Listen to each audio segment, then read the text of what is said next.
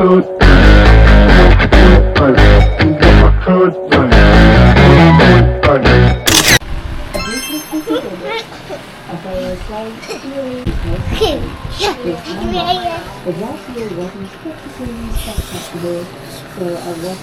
guys, magpa-plancha tayo ngayon ng damit natin.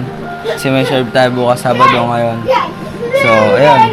Ganito naman yung usually na ginagawa natin tuwing may serve tayo kinabukasan. Kailangan naka-plancha lahat ng damit natin kasi siyempre, para naman presentable tayo tignan sa altar, no? So, ayan. Alam ng mga kapwa natin sa sakristan yan dyan. So guys, this is what you call a day in a life as a sacristan, latest edition. Let's go!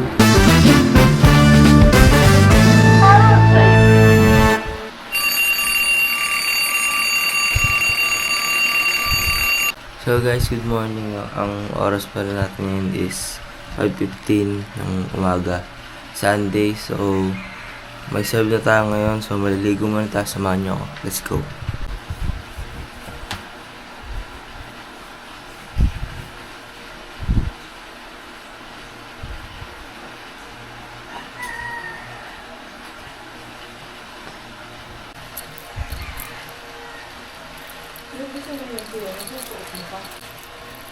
Ano masisikip na pantalon ko sa akin?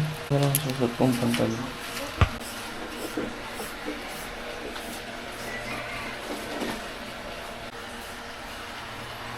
So guys, alis na tayo. Tara!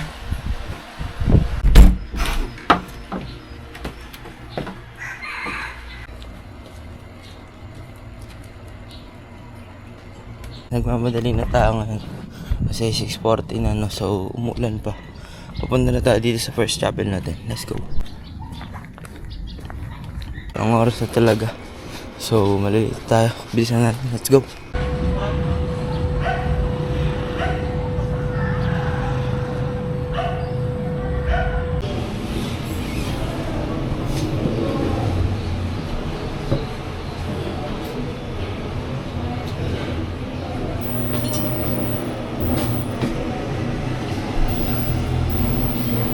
Good morning guys! Malapit na mag 6 AM nito and kakarating ko lang dito sa chapel sa subdivision namin for my first serve today. Medyo maaga pa kaya tahimik pa yung paligid. Habang naghahanda, suot na natin yung sutana para makapaghanda na rin tayo ng mga kailangan para sa mass. After nitong serve ko dito sa chapel, diretso naman tayo sa parokya para sa 7:30 AM mass. Medyo busy ang morning natin pero okay lang. Masaya naman maglingkod. Tara, samahan niyo ako sa araw ko today as an altar server. This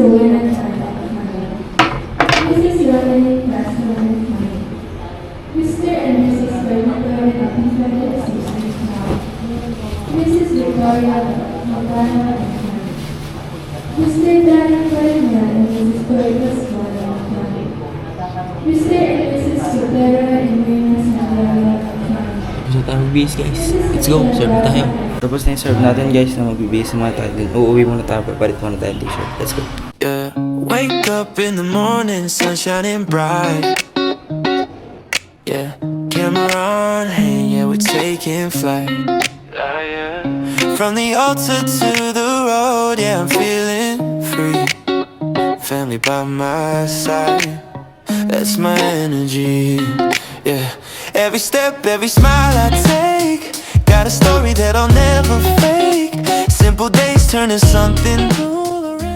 So ayan, alis na tayo. Uwi muna tayo sa bahay kasi magbihis muna tayo ng t-shirt. Let's go.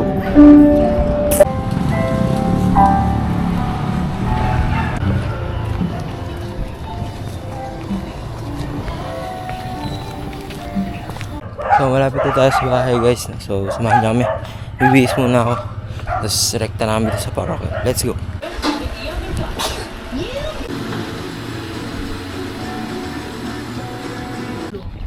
So guys, papunta na pala tayo ngayon sa parokya. Umuwi lang tayo saglit kasi nagpalit tayo ng t-shirt natin. Tapos yun, nilagay natin sa tanong inayos natin. So yun, pumunta na kami dun. So lalakad na kami hanggang gate. Tapos doon na lang kami sasakay ng tricycle.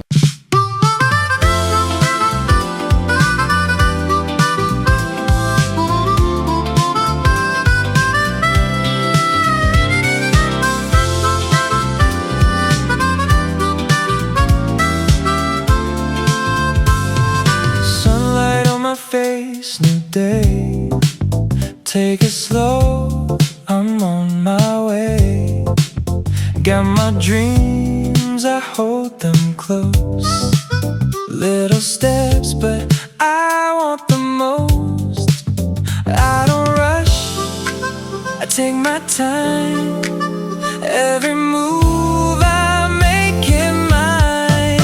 I just wanna fly someday. No more fear, I'm on my way. Touch the clouds, don't fade away. I'm gonna shine in my own way. I just wanna fly so high. So guys, nandito na tayo sa parokya, no? Ayan. So, pasok na muna tayo sa loob. Tayo muna natin mataas yung misa, tapos magbibisa tayo. Nandito na tayo ngayon sa parokya for my second serve of the day. Honestly, akala ko may konting time pa ako kasi usually yung 7:30 AM mass, medyo nade-delay mag-start. Pero today, on time talaga sila, kaya medyo humabol tayo pagdating. Buti na lang nakaabot pa rin bago tuluyang magsimula. Actually, bago pa ako magsimulang mag-serve sa chapel namin sa subdivision, madalas dito talaga ako sa parokya nagsiserve ng 2 beses sa umaga. Minsan naman, isang umaga tapos isang hapon. Kaya medyo sanay na rin sa sunod-sunod na serve kapag weekends. Nakakatuwa rin makita na kahit maaga ako gumising at medyo pagod, ang sarap pa rin sa feeling na nakakapaglingkod. Ayan, mag-focus muna tayo sa mass at sa mga duties natin.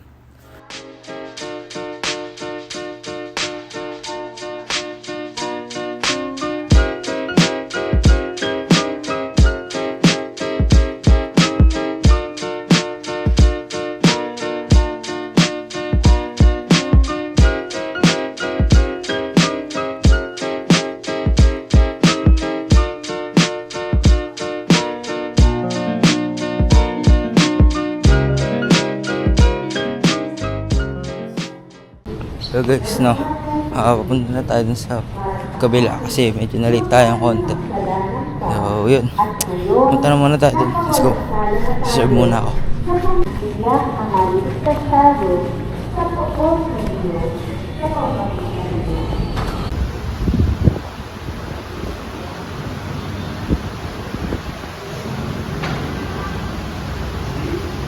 Alam niyo ba ang feeling ng maging isang altar server o sacristan dito sa Pilipinas? Akala kasi ng marami, tagahawak lang kami ng kandila o taga-bell tuwing linggo.